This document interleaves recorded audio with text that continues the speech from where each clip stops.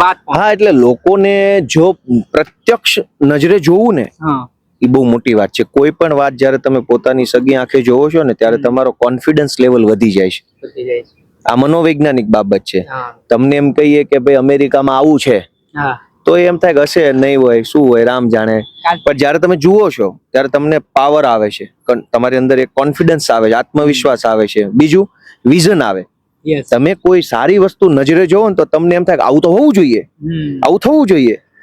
લોકોએ સરકાર જોઈ જ નથી ક્યારે. લોકોએ ખાલી નેતા જોયા છે, સાહેબો જોયા, મોટા મોટા અને મોટી મોટી ફાંકા ફોજદારી કરતા લોકો જોયા છે, આગેવાનો.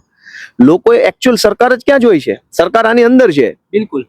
સ્ટેજ ઉપર તો નેતા છે, સ્ટેજ ઉપર સરકાર થોડી છે. સ્ટેજ ઉપર તો મોટી મોટી ફાંકા ફોજદારી કરતા અધિકારીઓ છે, લોકોને ધમકાવ્યા કરે છે.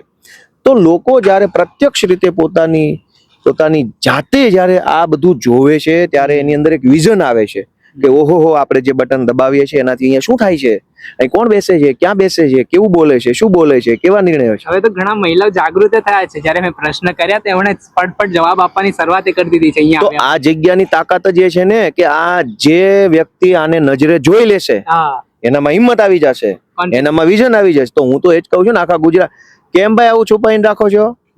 બતાવો લોકોને આ વસ્તુ. મેં તમને શું કીધું, તમે જે વસ્તુ નજરે જુઓ છો એ જોયા પછી તમારામાં હિંમત અને વિઝન બંને આવે છે.